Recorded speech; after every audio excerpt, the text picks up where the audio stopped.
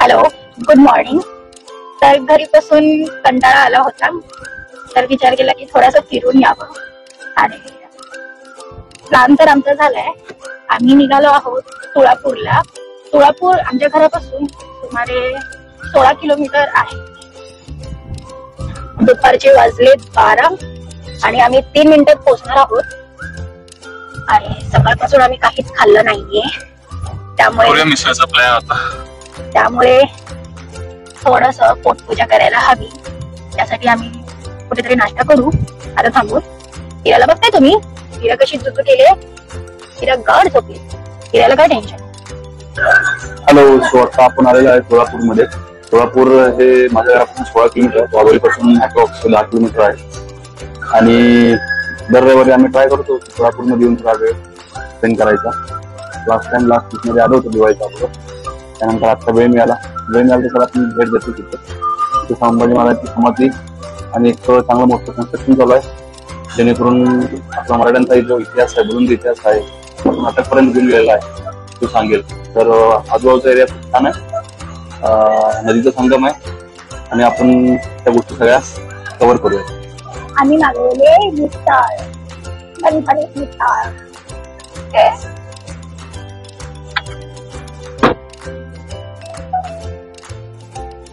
आम्ही पोहोचलो आहोत. पार्किंग मध्ये आहे आणि गाड्या खूप साऱ्या आहेत, कारण संडे असल्यामुळे खूप जण आलेत. तुळापूरचा इतिहास पुरातन काळापासून आहे. या गावाचे प्राचीन नाव नांगरगाव होते. याच ठिकाणी स्वराज्य स्थापनेपूर्वी शिवाजी महाराजांनी राजेश्वराच्या आधी स्वराज्याची शपथ घेतल्याचेही सांगितले जाते. त्यामुळे हे स्थान ऐतिहासिक आणि धार्मिक दृष्ट्या महत्वपूर्ण आहे. तुळापूर हे पुणे जिल्ह्यातील हवेली तालुक्यात आहे. येथे छत्रपती संभाजी महाराज आणि कवी कलश यांच्या समाध्या, तसेच भीमा, भामा आणि इंद्रायणी नद्यांचा त्रिवेणी संगम आणि संगमेश्वर मंदिर आहे. समाधीचा परिसर आकर्षक पद्धतीने विकसित केला आहे आणि दरवर्षी फाल्गुन अमावस्येला शंभूराजांचा बलिदान दिन मोठ्या रक्तभावाने पाळला जातो. संभाजी महाराजांना मुघल सरदार मुकर्ब खानने संगमेश्वर येथे फसवणूक करून पकडले आणि औरंगजेबापुढे सादर केले. औरंगजेबाने त्यांच्यासमोर धर्म बदलण्याची अट घातली, परंतु महाराजांनी धर्मासाठी मृत्यूला कवटाळले.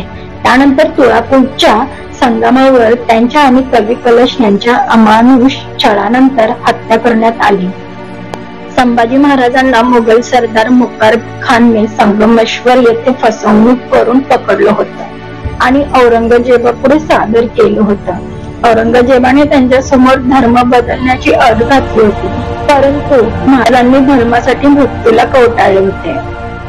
त्यांना ठार मारल्यानंतर औरंगजेबाच्या सैनिकांनी शरीराचे तुकडे करून नदीकाठी टाकले, पण तिथल्या स्थानिक ग्रामस्थांनी राजांचे अंगभूत भाग गोळा करून त्यांचे अंतिम संस्कार त्यामुळे तुळापूरला बलिदान स्थळ म्हणतात. आज तुळापूर समाधी परिसर केवळ धार्मिक व ऐतिहासिक नसून पर्यटन स्थळ बनले आहे.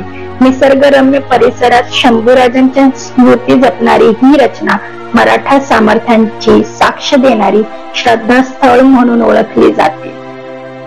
डॉक्टर सुधीर निरगुडकर यांनी आपल्या वडिलांच्या इच्छेनुसार या 1000 वर्ष जुन्या मंदिराचे पुनरुज्जीवन करून संगम परिसराचा सौंदर्यवर्धन प्रकल्प हाती घेतला.